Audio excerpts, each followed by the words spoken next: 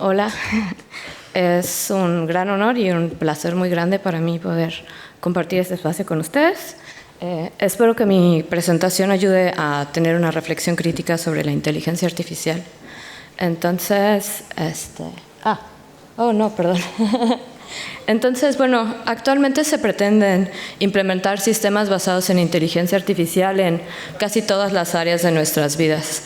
Y estas áreas incluyen la salud, la agricultura, el transporte, la educación, las finanzas, el trabajo, la salud. Y actualmente muchas de las discusiones sobre si deberíamos adoptar o no esta tecnología están girando en torno a los beneficios posibles que podríamos obtener de su implementación. Pero yo creo que antes de tomar esta decisión sería muy interesante o muy importante que nos preguntáramos en realidad cuál es el modelo actual de desarrollo tecnológico y cuáles son sus implicaciones. Entonces, yo creo que esta pregunta nos permite comprender, primero que nada, las posibles implicaciones que tendría implementar inteligencia artificial a gran escala, y también creo que es muy importante redireccionar las discusiones sobre qué puede hacer la tecnología, en realidad cuáles son las implicaciones de adoptarla e incluso de desarrollarla. Entonces, es en torno a esta pregunta que yo he articulado esta presentación. Y bueno, lo que tenemos actualmente es en realidad que los datos se han convertido en el paradigma de desarrollo del siglo XXI.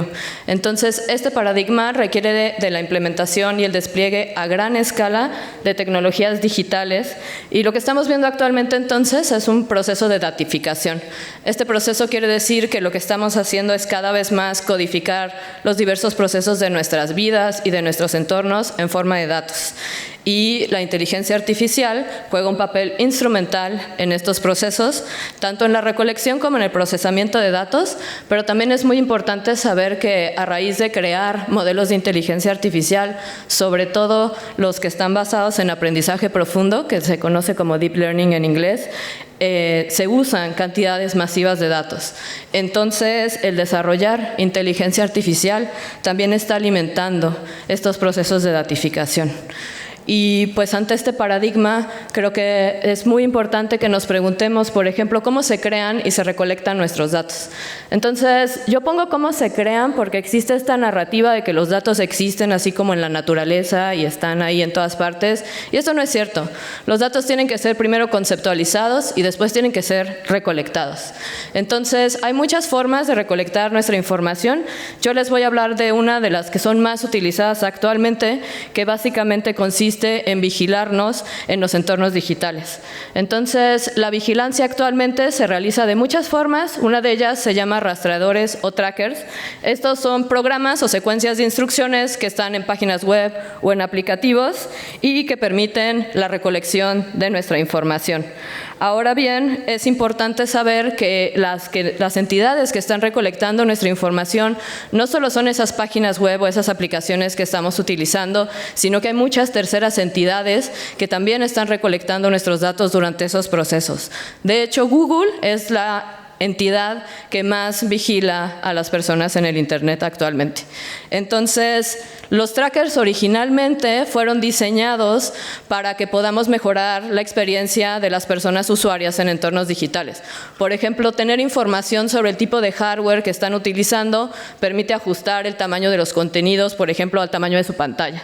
Pero actualmente estas mismas herramientas se están utilizando como herramientas de vigilancia. Algunos ejemplos de esto es, no sé si se han dado cuenta que últimamente cada vez hay más y más botones de me gusta y botones de compartir que corresponden a ciertas plataformas digitales. Esos botones permiten que esas entidades los rastreen en esos espacios digitales donde aparecen los botones, pero lo que es interesante entonces es que estas herramientas permiten, por ejemplo, que estas plataformas nos rastreen fuera de sus plataformas, pero también permiten que rastreen a personas que no son parte de sus plataformas. Otro tipo de rastreadores son, por ejemplo, los tipos de letra. Google tiene tipos de letra específicos que cuando esos tipos de letra aparecen en las páginas o en las aplicaciones, les permite monitorearnos. Entonces, además de este tipo de herramientas, tenemos actualmente cada vez más la ampliación de una red de vigilancia que está pues configurada por muchos dispositivos inteligentes como televisiones, radios, ¿no? Juguetes, electrodomésticos, automóviles. Entonces, lo que estamos viendo actualmente es que hay unos procesos masivos de recolección de datos, pero de datos que nosotros no tenemos la intención de proporcionar y que de hecho no tenemos el conocimiento de que están siendo recolectados. Entonces, pues en realidad lo que hay actualmente es todo un ecosistema a nivel global de distintos actores que se encargan de recolectar, de procesar, de agregar y de comercializar con nuestra información para generar ganancias económicas. Ahora, este ecosistema se integra, como ya vimos, por páginas web, por aplicativos, pero también por todos los dispositivos inteligentes, también por todas las empresas de telecomunicaciones y también, sobre todo, por las grandes empresas de tecnología. Pero hay otras entidades, yo creo que de las que se habla mucho menos, que se llaman data brokers en inglés, que son entidades que agregan, combinan, comercian, incluso a veces patentan nuestros datos sin nuestro conocimiento y después esos datos los venden, pues básicamente a quien los quiera comprar. Pueden ser farmacéuticas, aseguradoras, gobiernos, políticos, empresas, ¿no? Entonces, en realidad, lo que tenemos actualmente es toda una economía de los datos y en esta economía también es muy importante resaltar el rol que tiene la inteligencia artificial porque se usa para hacer predicciones sobre nuestros futuros posibles. Entonces, las predicciones se hacen encontrando patrones y relaciones entre los datos y esas predicciones son usadas para tener injerencia directa en nuestras vidas. Entonces, de hecho, el sistema en el cual la experiencia humana es la materia prima para prácticas ocultas de extracción y de predicción para generar ganancias económicas es al que se le ha llamado el capitalismo de la vigilancia. Este término fue acuñado por la socióloga Shoshana Zuboff. Ella, de hecho, participó en este congreso el año pasado. Y bueno, es importante resaltar que este sistema está favoreciendo principalmente a las grandes empresas tecnológicas en las cuales se está concentrando la mayor parte de los recursos y la mayor parte del poder. Entonces, pues este mismo sistema, de hecho, desde el sur global ha sido llamado el colonialismo digital. Este modelo de desarrollo tecnológico es llamado así porque replica las dinámicas coloniales de extracción, de despojo y de opresión, donde los principales beneficiarios del sistema son el norte global y también, sobre todo, las grandes empresas de tecnología. Entonces, este sistema, de hecho, pues se ancla en la normalización y la expansión de los procesos de extracción de datos. Y entonces estos procesos hay que darnos cuenta que están anclados en el desarrollo de otras cosas como de software, de hardware y de infraestructura. Entonces, lejos de ser como un proceso abstracto, justamente este modelo de desarrollo tecnológico se ancla en una materialidad muy concreta que requiere, entre otras cosas, de la infraestructura del Internet, de los centros de datos, de las minas, de trabajadores digitales y, de hecho, de una enorme cantidad de recursos naturales, por ejemplo, de litio, que está siendo extraído principalmente en el triángulo entre Argentina, Bolivia y Chile actualmente, y de enormes cantidades de agua que se usan para enfriar tanto los centros de datos como los ordenadores. Entonces, pues si ya tenemos este superaparato enorme a nivel global, pues valdría la pena preguntarnos para qué lo están usando, ¿no? Entonces yo les voy a hablar brevemente de uno de los usos que se le está dando a todo este modelo tecnológico y bueno, pues eso se usa para crear perfiles y personalización. Entonces, nuestros datos en general se usan para segmentarnos en distintas, pues, como partes de la población y esos sectores están definidos por nuestras características comunes o por nuestros comportamientos comunes. Entonces, una vez que han hecho esa selección o esa división de las personas o de las poblaciones, esos perfiles son vendidos y son usados para tener injerencia en nuestras vidas. Entonces, uno de los ejemplos clásicos de esto, que se usa mucho actualmente, sobre todo en entornos digitales, es que se usa para personalizar nuestras experiencias. Una manera de hacer esto es a través de la moderación de contenidos en redes sociodigitales. Esto quiere decir que actualmente lo que estamos viendo en redes sociodigitales está determinado por los sectores en los que somos clasificados cada uno de nosotros. Entonces, no todos estamos viendo las mismas cosas ni tenemos acceso a la misma información. Y esto se usa mucho, yo creo que la mayoría de las personas ya se dieron cuenta, para hacer publicidad personalizada, ¿no? Pero yo creo que lo que es muy importante resaltar es que en realidad los intereses de generar este tipo de herramientas van mucho más allá de las ventas, y de hecho lo que está pasando actualmente es que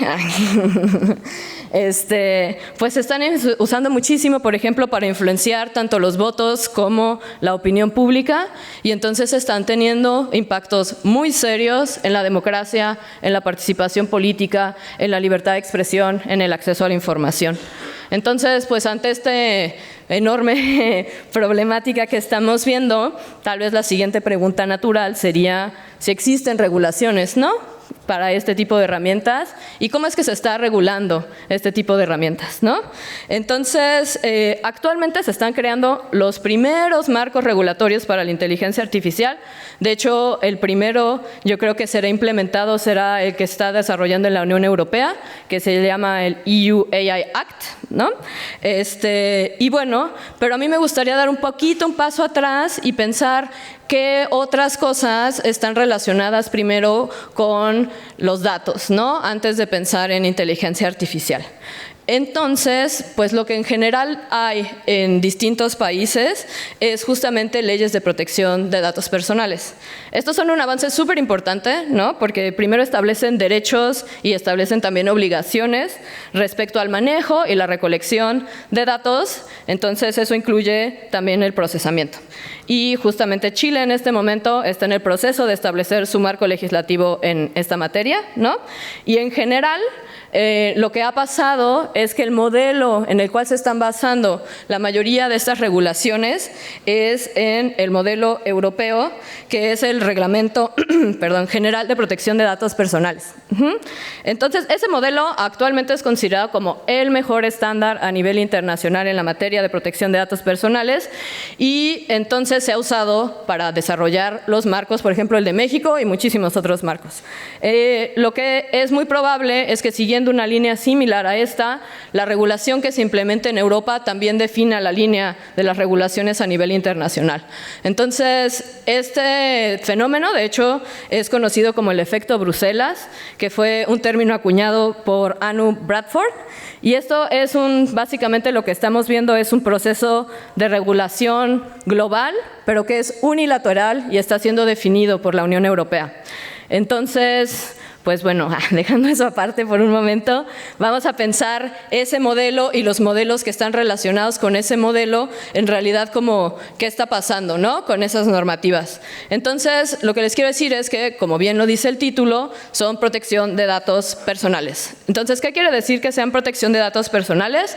Es que los datos que están protegidos bajo estas regulaciones son aquellos que contienen información que permita que nos identifiquen a nosotros como individuos. Entonces, esa información puede ser mi nombre, puede ser mi número de pasaporte, mi número de identificación oficial, pero también hay otras categorías protegidas como el género, la edad, depende, ¿no? Pero lo que es muy importante es que si los datos no tienen estas características, entonces no entran dentro de las regulaciones y por lo tanto no aplican los derechos y se pierden todas las obligaciones. Entonces, lo que es preocupante de los modelos que tenemos actualmente es que, lejos de frenar el capitalismo de la vigilancia, lo que han hecho es solamente redireccionar sus prácticas. Entonces, lo que está pasando ahora es que ya se desarrollaron distintas estrategias, les voy a hablar de 2 que tenemos actualmente, para poder seguir haciendo básicamente lo que quieran con nuestros datos.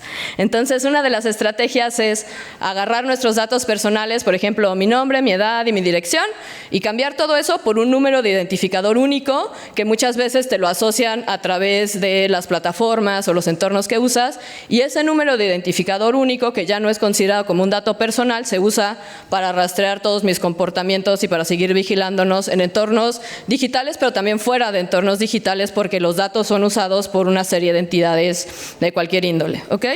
Entonces, en realidad lo que está pasando es que se creó un marco donde se están intentando desarrollar datos anonimizados. Esto quiere decir intentar generar datos en los cuales no podamos identificar claramente los individuos a quien hacen referencia a los datos, ¿sí? Entonces, los datos anonimizados nuevamente están fuera de estos marcos regulatorios y entonces se pueden procesar y comercializar sin límites y sin nuestro consentimiento. Entonces, la anonimización permite el libre uso y el libre comercio de datos. Pero todavía, si esto no es suficientemente preocupante, lo que estamos viendo ahora es que incluso las herramientas de inteligencia artificial permiten reidentificar los datos de diversas formas y además permiten también hacer predicciones sobre las categorías protegidas como género, edad, etnicidad dentro de las regulaciones. ¿Ok? Entonces estos sistemas se usan para hacer predicciones sobre estas categorías. Entonces, pues yo creo que uno de los problemas más grandes que tenemos actualmente es que tenemos marcos que nos dan protecciones individuales, pero que los problemas que tenemos son colectivos. Entonces, pues se piensa que la importancia en realidad de los datos está en estas instancias individuales, pero en realidad el poder de los datos está en su agregado. Entonces hay que entender bastante bien que lo relevante es justamente tener la información de muchas personas y no tanto saber quién soy yo específicamente, ¿sí? Entonces, pues ya para cerrar un poco, les digo que sí existen propuestas ahora bien para regular o para intentar guiar el desarrollo de inteligencia artificial y hay un montón. O sea, hay principios de buenas prácticas, principios de ética de la inteligencia artificial, un montón de recomendaciones. Y bueno, en el panorama general que tenemos actualmente respecto a este tema, lo que está pasando es que está fuertemente dominado por el norte global. La mayoría de las propuestas vienen del norte. Hay una fuerte injerencia del sector privado en estos marcos y hay un enfoque muy fuerte hacia aspectos técnicos de la inteligencia artificial, como pueden ser la explicabilidad o los sesgos algorítmicos. Sin embargo, estos marcos en general no están cuestionando o no abarcan este modelo de desarrollo tecnológico, este paradigma actual de desarrollo tecnológico y tampoco sus impactos en nuestras sociedades y en nuestro medio ambiente. Entonces, yo creo que preguntas fundamentales son no solo qué beneficios podemos obtener de la inteligencia artificial, sino qué procesos involucra desarrollarla, qué procesos involucra adoptarla, qué impactos tienen estos procesos, después quiénes se benefician en realidad de lo que está pasando y sobre todo cómo es que esta tecnología y su despliegue a gran escala está afectando las relaciones de poder tanto entre nuestras sociedades, pero como en regiones y como a nivel mundial. Entonces, yo creo que es muy importante entender que ahora se pretenden implementar estos sistemas a gran escala y entonces van a gestionar, en teoría, cada vez más parte de nuestras vidas y más parte de nuestros entornos. Pero nos presentan ahora este futuro como un futuro inevitable, como algo que va a pasar sí o sí. Sin embargo, pues la buena noticia para todos es que la mayoría de estos sistemas todavía no están o desarrollados o no están siendo implementados. Entonces, todavía esta realidad es un futuro que está por venir. Entonces, yo creo que estamos en un momento coyuntural donde no todo lo tenemos que decidir si queremos o no adoptar esta tecnología, sino como con qué finalidades, pero sobre todo con qué modelo de desarrollo tecnológico. Entonces, yo creo que en este momento tenemos una gran oportunidad para definir en conjunto cuál es el futuro que queremos. Gracias.